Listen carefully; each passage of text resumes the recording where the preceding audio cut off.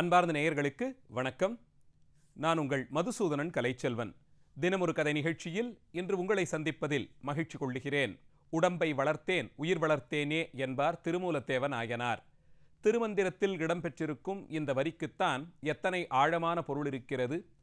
உடம்பு நல்ல முறையில் செயலாற்றும்படியாக இந்த உறுப்புகள் எல்லாம் அதற்கு போதிய அளவில் சத்தான உணவு வகைகள், தேவையான ஓய்வு இவற்றையெல்லாம் கிடைக்கப் பெற்று அது தன்னிடையே தனக்கு வழங்கப்பட்டிருக்கக்கூடிய செயலை சிறப்பாக செய்து வந்தும் அவ்வப்போது அதற்கு தகுதியாக ஓய்வு கொடுக்கும் விதமாக ஒரு வாழ்க்கை முறையை நாம் அமைத்து கொண்டால் இந்த உடல்நிலை என்பது ஆரோக்கியமான ஒரு சூழ்நிலையிலே எந்தவிதமான இடர்பாடுகள் வந்தாலும் அதை எதிர்க்கும் திறத்தோடு உடல் அளவிலே எதிர்ப்பு சக்தியும் அதிகரித்து நல்ல முறையில் நீண்ட ஆயுசு வாழ்வதற்கு உதவியாய் இருக்கிறது. இறைவன் உயிர்கள் பக்குவமடைவதற்கு தகுதியாய்த்தான் உடலை கொடுத்திருக்கிறான் என்பது நம்முடைய சம்பிரதாய மரபு. அந்த அளவில் உயிர் நல்ல நிலையில் பக்குவமடைய அதற்கு கிடைக்கக்கூடிய அனுபவங்களை எல்லாம் அது உள்வாங்கிக் கொண்டு அதன் மூலம் அடுத்தடுத்த நிலைகளுக்கு உயர உடம்பினுடைய அவசியம் மிகவும் இன்றியமையாததாக, உடலின் தேவை இன்றியமையாத ஒன்றாக இருக்கிறது. அதனால்தான் இந்த நிலையில் பெறப்பட்ட மானிட ஜன்மத்தை மிகுந்த பாதுகாப்போடும் அக்கறையோடும் உடல் நிலையை நல்ல சுகாதாரமான பின்புலத்தோடு கூடி அதை பேணி பாதுகாத்து நீண்ட ஆயுள் வாழ்வதை குறித்து இங்கே பல ஆண்டுகளாக பல்வேறு சிந்தனைகள், ஆராய்ச்சிகள் எல்லாம் நடந்த வண்ணம் இருக்கின்றன. ஒவ்வொரு மனித பண்பாடும் அவரவர்கள் அளவில் தொன்மையான மருத்துவ முறைகளை வைத்திருக்கிறார்கள். அந்த விதத்தில் இந்தியாவில் உணவே மருந்தாக இருக்கக்கூடிய ஒரு பாரம்பரியத்திலிருந்துதான் நம்முடைய நாட்டின் இந்த ஆரோக்கியம் என்கிற பின்புலம் நிறுவப்பட்டிருக்கிறது. அதே அளவில் இன்னும் இருக்கக்கூடிய பண்டைய நாகரிகங்கள் எல்லாம் அவரவர்கள் இயங்கக்கூடிய வெப்பநிலைக்கு தகுதியாய் உணவை உற்பத்தி செய்தும் சேகரித்தும் அதை நல்ல முறையில் பக்குவம் செய்து ருச்சியோடு கூடிய உணவு வகைகளாக உண்டும் நீண்ட ஆயுள் வாழ்ந்து வந்திருப்பதை நாம் வரலாற்று காரணங்களால் அறிந்து கொள்ள முடிகிறது. உணவு எப்படி உடல் ஆரோக்கியத்திற்கு ஒரு அத்தியாவசியமோ அதேபோல் உடம்பினுடைய அங்கங்கள் எல்லாம் செயலாற்றிக்கொண்டே இருப்பதற்கு தகுதியாக அவ்வப்போதேனும் நம்முடைய கைகால்களை ஆட்டி அசைத்து செய்யக்கூடிய உடற்பயிற்சி, அந்த உடற்பயிற்சியை உள்ளடக்கியதாயிருக்கும் விளையாட்டு முதலியவையும் இன்றியமையாததாக இருக்கிறது. அதனால்தான் எல்லா நாடுகளிலும் விளையாட்டு பயிற்சிக்கு என்றும் அதிலே நல்ல ஆர்வம் காட்டி வீரர்களாக உயர்பவர்களுக்கு அதிலே இன்னும் கூட பயிற்சி கொடுத்து அவர்கள் மென்மேலும் உயரும்படியாகவும் செய்து வருகிறார்கள். இந்த விளையாட்டு பயிற்சிகளின் மூலமாக உடம்பு நல்ல ஆரோக்கியமாக செயற்திறன் இன்னும் அதிகரித்து கொண்டே போய் இருப்பதோடு கூட நாமும் தனிமனித அளவிலே ஒழுக்கங்கள், அது சார்ந்து வரக்கூடிய மேம்பாடு, நம்முடைய தன்மையை நாம் அறிந்து கொள்ளுதல், நம்முடைய பலம் பலகீனம் முதலியவற்றை அறிந்து கொள்ளுதல், கூட்டாக ஒன்று சேர்ந்து விளையாடக்கூடிய விளையாட்டுகளில் பெரும்பான்மையான விளையாட்டுகள் நாம் குழுக்களாக சேர்ந்து விளையாடும்படித்தான் வடிவமைக்கப்பட்டிருக்கின்றன. ஒன்றிற்கும் மேம்பட்டவர்களாய் 3 பேர்கள் 5 பேர்கள் 10 11 பேர்கள் கொண்ட குழுக்களாக நாம் விளையாடும் போது குழு மனப்பான்மை அது ஒருவரோடொருவர் நல்ல நிலையில் மனதளவில் பொருந்தி விட்டு கொடுத்தல், தட்டிச் செல்லுதல் என்றிப்படி ஒவ்வொரு குணநலரும் கூட இதன் மூலமாக மெருகேற்றப்படுவதை பார்க்கிறோம். இது போன்ற விளையாட்டுகளால் இப்படி உள்ளத்தளவிலும் உடலளவிலும் 2 நிலையிலும் ஆரோக்கியம் பேணி பாதுகாக்கப்படுவதால் தான் உலக அளவில் விளையாட்டு போட்டிகள் என்பது மிக முக்கியமாக ஒரு நாட்டின் தனிச்சிறப்பை எடுத்து காண்பிக்கக்கூடிய ஒரு விஷயமாக பார்க்கப்படுகிறது. இதை கருத்தில் கொண்டுதான் பல ஆயிரம் ஆண்டுகளுக்கு முன்பாக, சற்றேறக்குறைய பொதுயுகத்திற்கு 8 ஆண்டுகள் முன்பு, 6 to 8 ஆண்டுகள் முன்பு, சற்றேறக்குறைய இன்றைக்கு 2600-700 ஆண்டுகளுக்கு முன்பாக தொடங்கி கிரேக்க பாரம்பரியத்தில் ஒலிம்பியா என்ற பகுதியிலே நடந்து வந்த விளையாட்டு போட்டிகளினுடைய ஒரு நீட்சி வடிவமாக 19ஆம் நூற்றாண்டின் இறுதியில் கிரேக்க நாட்டின் தலைநகரமான ஏதென்ஸ் நகரிலே இதேபோல் ஒலிம்பிக் விளையாட்டுகள் வடிவமைக்கப்பட்டு அது உலக அளவிலே பல்வேறு நாடுகளையும் சேர்ந்த விளையாட்டு வீரர்களை அழைத்து அவர்களுக்குள் போட்டிகள் வைத்து அதன் மூலம் ஒரு ஒன்றுபட்ட மனப்பான்மையை விட்டு கொடுத்தும் ஒருவரையொருவர் பாராட்டியும் மகிழும் அளவிற்கு நாடுகளுக்கிடையே இருந்த வேறுபாடுகளை களைந்து முன்னேறக்கூடிய ஒரு சிறப்பான அம்சத்தோடு வடிவமைக்கப்பட்டது. கிரேக்க நாகரீகம் சிந்து சமவெளியைப் போலவே மிகவும் தொன்மையான அதீதமான கலாச்சார வளர்ச்சியோடு கூடிய ஒரு நாகரீகமாக பார்க்கிறோம். கட்டிடக்கலை, ஓவியம், சிற்பம் என்று தொடங்கி அத்தியாவசிய பொருட்களை சேகரித்தல், விவசாயம், சமையல் கலை என்று இப்படி பல்வேறு கலைகளிலும் சிறந்து விளங்கினார்கள். அதையெல்லாம் விடவும் ஆட்சி செய்யும் போது பின்பற்ற வேண்டிய விதிகளெல்லாம் மிக நேர்த்தியாக வடிவமைக்கப்பட்டிருந்த மிகுந்த கலாச்சார பின்புலத்தோடு கூடிய வளர்ச்சி பெற்ற ஒரு நாகரீகமாக பார்க்கிறோம். அந்த நாகரீகத்தில்தான் ஒரு அங்கமாக விளையாட்டு வளர்ச்சி, அதற்கென்று தனியே ஒரு துறை, அந்த துறையினருக்கு இடையே பல்வேறு விளையாட்டு போட்டிகளை நிகழ்த்துதல், அதற்கு தகுதியாக விளையாட்டு மைதானங்களை வடிவமைப்பது, அந்த களங்களிலே வெவ்வேறு நாட்களில் வெவ்வேறு போட்டிகள் நடந்து வெற்றி பெற்றவர்களுக்கு பரிசு கொடுத்து ஊக்குவிப்பது என்ற ஒரு முறை இருந்து வந்தது. அதற்கென்று மிகவும் கடினமான விதிகள் எல்லாம் வரையறை செய்யப்பட்டன. அந்த காலத்திலேயே கிரேக்க நாட்டின் பல்வேறு பகுதிகளிலிருந்து அந்தந்த விளையாட்டு போட்டிகளில் வீரர்கள் பல ஆண்டுகள் தொடர்ந்து பயிற்சி மேற்கொண்டு அந்த போட்டிகளிலே கலந்து கொண்டு வெற்றி பெறுவார்கள்.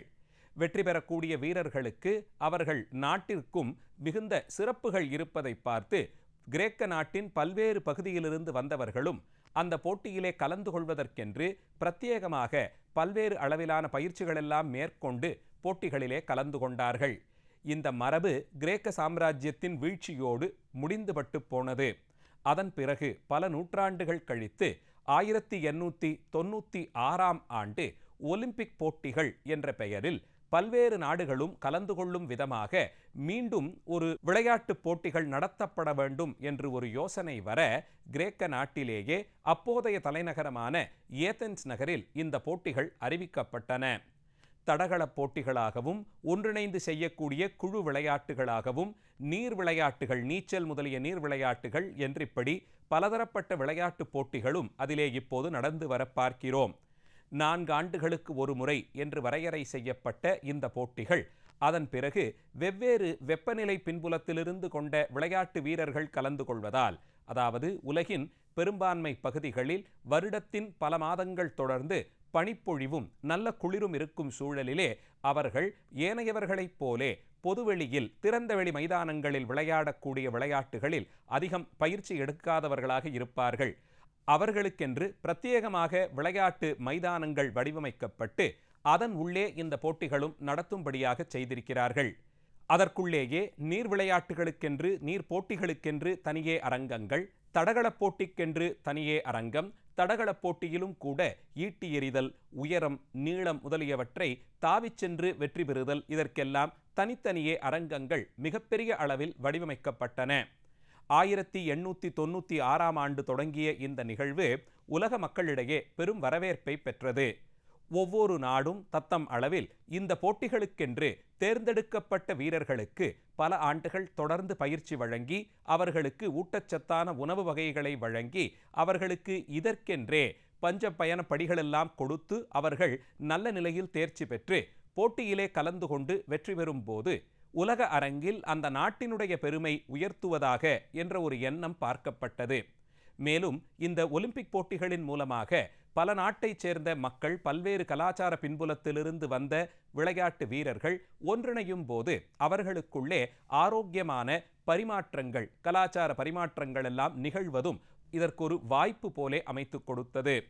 1 மாதம் 2 மாதம் தொடர்ந்து இந்த போட்டிகள் நடைபெறும் சூழலில் அதிலே தங்கியிருந்து கலந்து கொள்ளக்கூடிய வீரர்களுக்கு அவர்களுக்குள்ளே ஒரு சமாதான உணர்வு, விட்டுக் கொடுத்தல் முதலிய எண்ணங்கள் எல்லாம் தோன்ற பார்க்கிறோம். இந்த நிலையில் இப்படி தொடங்கி நடத்தக்கூடிய இந்த விளையாட்டுகள் 20ஆம் நூற்றாண்டு முழுவதிலும் உலக போட்டி வீரர்கள் மற்றும் ஆர்வலர்களினுடைய கவனத்தை தன்பால் ஈர்த்தது. இதை பார்த்து கொண்டே இருந்த ஒலிம்பிக் ஏற்பாட்டாளர்கள் 1846ஆம் ஆண்டிலிருந்து தொடங்கி ஒவ்வொரு நாடும் தத்தம் அளவில் தேசிய ஒலிம்பிக் கழகம் என்றொன்றை தொடங்க வேண்டும். நேஷனல் ஒலிம்பிக்ஸ் கமிட்டி என்று இதற்கு ஆங்கிலத்திலே பெயரிட்டிருக்கிறார்கள். NOC என்றழைக்கப்படும் இந்த குழு ஒவ்வொரு நாட்டிலும் அந்த நாட்டின் அரசால் பரிந்துரை செய்யப்பட்டு அப்படி ஒரு குழு அமைக்கப்பட வேண்டும்.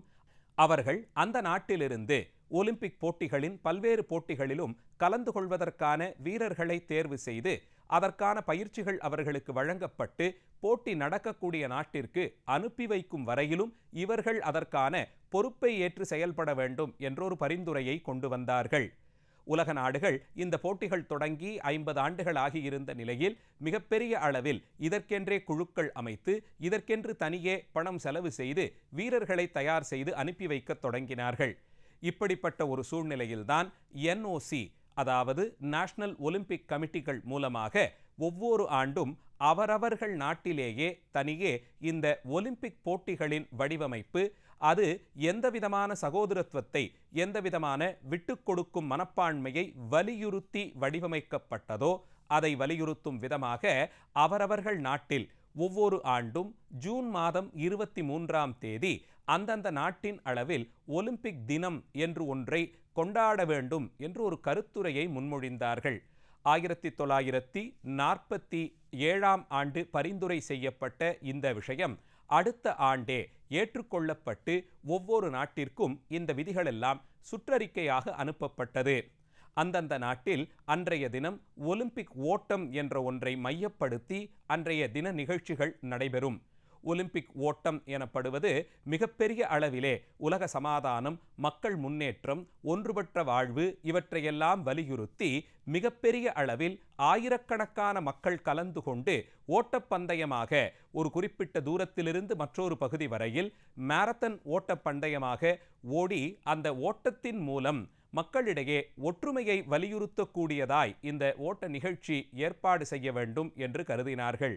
இதை கணக்கில் கொண்டு ஒவ்வொரு ஆண்டும் ஜூன் மாதம் 23ஆம் தேதி மிகப்பெரிய அளவில் அந்தந்த நாட்டின் ஒலிம்பிக் குழுக்களாலே ஒலிம்பிக் தினம், அனைத்துலக ஒலிம்பிக் தினம் கொண்டாடப்படுகிறது. சர்வதேச ஒலிம்பிக் தினத்திற்கான அந்த நாளை தேர்ந்தெடுத்தது, ஜூன் மாதம் 23ஆம் தேதியை தேர்ந்தெடுத்ததற்கு காரணம், உலகின் பெரும்பான்மை நாடுகளில் ஜூன் மாதத்தில் பனிப்பொழிவு மிகவும் குறைந்ததாக காணப்படும். வெப்பநிலை அப்போது மிதமாக இருப்பதாலே வெளியில் வந்து மக்கள் பெரிய அளவில் ஒன்று கூடியும் ஓட்ட நிகழ்ச்சிகளில் கலந்து கொண்டும் அதைத் தொடர்ந்து நடக்கக்கூடிய கலை நிகழ்ச்சிகள், அணிவகுப்புகளில் கலந்து கொள்வதற்கும் அது ஏதுவாக அமையும் என்ற காரணத்தால்தான் இப்படி தொடங்கிய அனைத்துலக சர்வதேச ஒலிம்பிக் தினம் ஒவ்வொரு ஆண்டும் அந்தந்த நாட்டின் ஒலிம்பிக் குழுவின் மூலமாக, கமிட்டியார் மூலமாக மிகச்சிறப்பான முறையிலே நடத்தப்படுகிறது.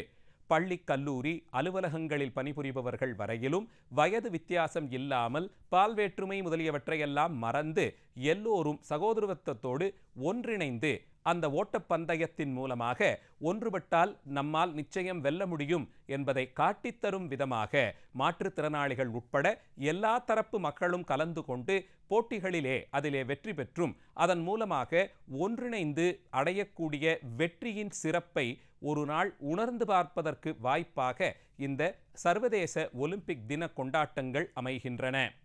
விளையாட்டுப் போட்டிகள் உடல் ஆரோக்கியத்தை விடவும் உள்ளத்திற்கு மருந்தாக அமைந்திருக்கக்கூடிய சிறப்பை மருத்துவத்துறையில் இருப்பவர்களும் ஏற்றுக்கொள்கிறார்கள்.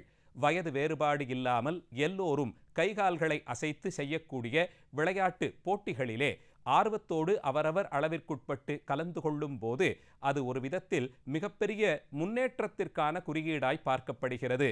அதற்கு வழிவகுத்து உலக அளவிலே அவ்வப்போது நடைபெறும் ஒலிம்பிக் போட்டிகளும் அதனுடைய பின்புலத்தையும் அதன் முக்கியத்துவத்தை கருதி சர்வதேச ஒலிம்பிக் தினமாக ஒவ்வொரு ஆண்டும் பல்வேறு நாடுகளில் நடக்கும் இந்த கொண்டாட்டங்களை பற்றியும் இன்றைய நிகழ்ச்சியில் பார்த்தோம். நாளைய தினம் மீண்டும் ஒரு கதையோடு உங்களை சந்திக்கிறேன். நன்றி, வணக்கம்.